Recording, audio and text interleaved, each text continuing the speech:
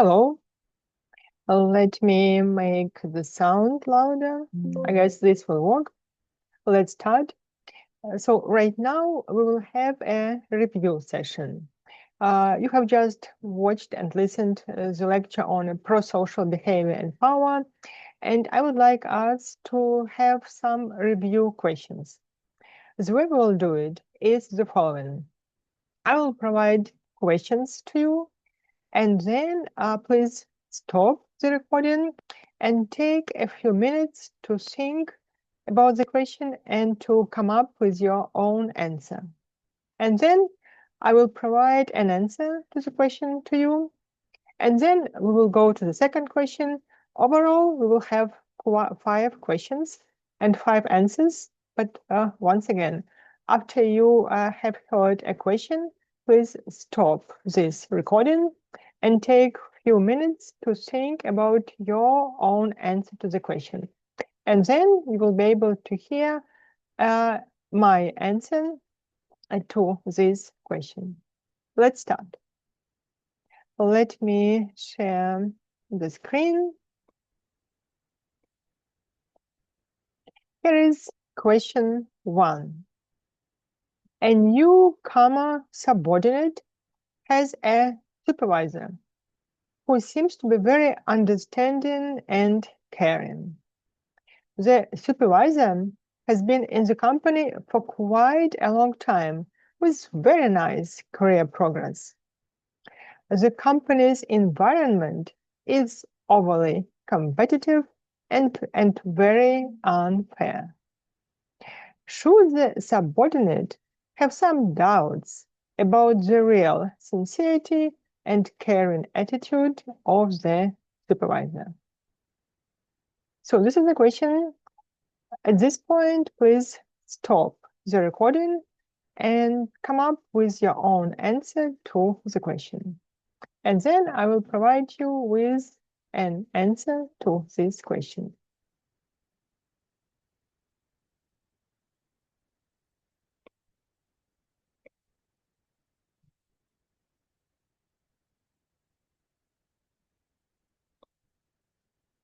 Here is an answer to the question 1. Yes, subordinate or subordinates should have doubts about sincerity of their supervisor, about his or her prosocial behavior, so-called. Prosocial behavior usually comes with a cost to the person who displays it. Even signs of prosocial approach constitute disadvantage in competitive environment. The fact that the supervisor seems very prosocial but has had a really great career progression in overly unjust and competitive environment of the company is a sign that the supervisor is not the type of a person he or she wants subordinates to think he or she is. Thus, subordinates would be smart to be careful with this supervisor. Let's move to question 2.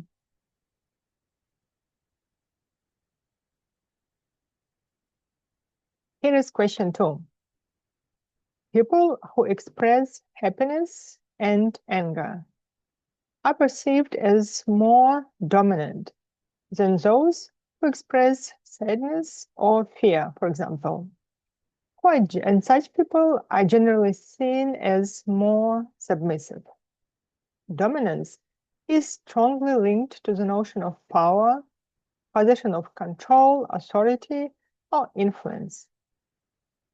Would you recommend expressing emotion of sadness in competitive business environment often?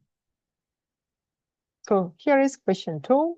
Please stop the recording and come up with your own answer to this question.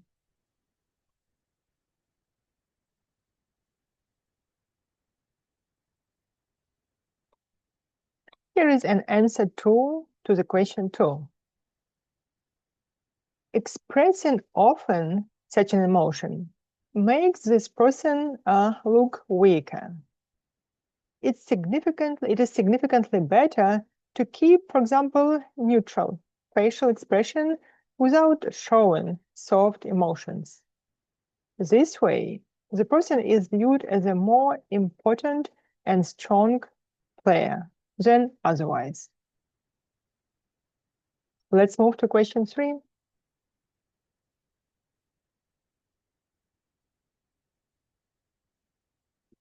Question 3. Features of the face that make a person appear more trustworthy resemble facial expressions of happiness.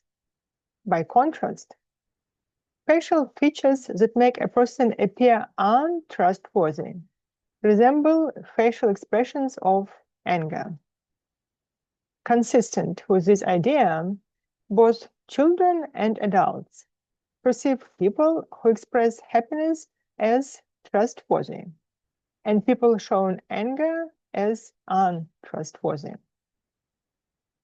Both expressions of happiness and anger are perceived as more dominant and as such, which communicates that their honor must be taken seriously. At the same time, facial expression of anger may send a message of untrustworthiness. What emotional facial expression would be the best to use? So this is question 3. Please stop the recording at this moment and come up with your own answer to this question.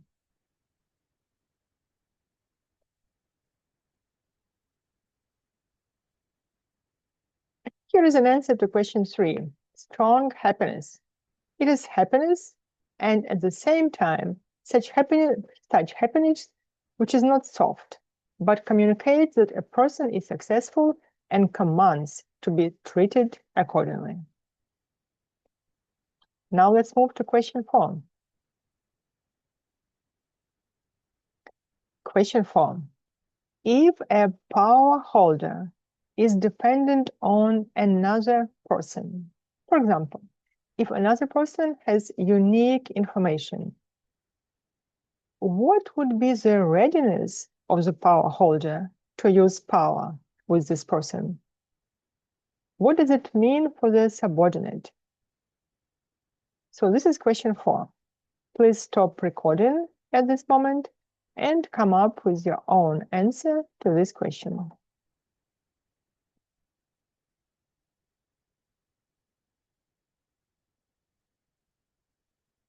Answer 4. In such a situation, the power holder may be less ready to use power the more dependent he or she is on another person.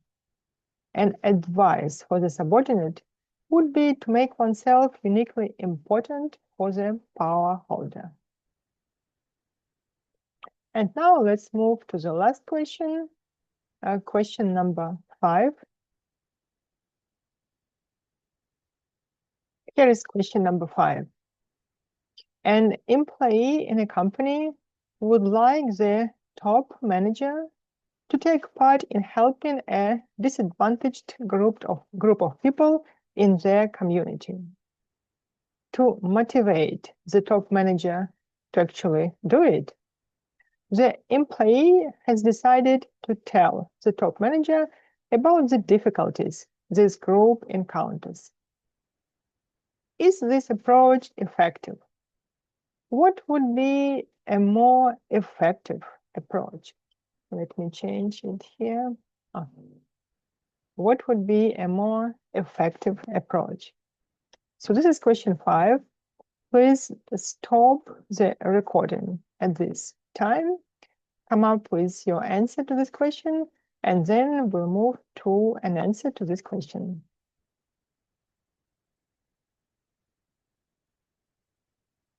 Here's an answer. No, this approach is not effective.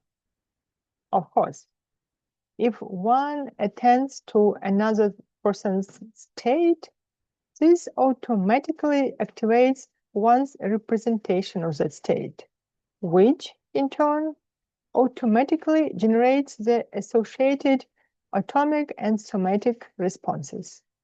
However, this is easily suppressed, consciously or unconsciously, by individuals who hold power. Thus, other approaches are necessary. For example, suggest the power holder that his or her prosocial behavior will be known to others in this organization and in the community, which will increase the power holder's status in the company and in the community. So these are the 5 questions to help you review your knowledge of this lecture. I'm sure that you have come up with really great your own answers to these questions. Please remember to use the knowledge which you have just acquired in this lecture to help you increase your career success. And now I wish you to have a great day and goodbye.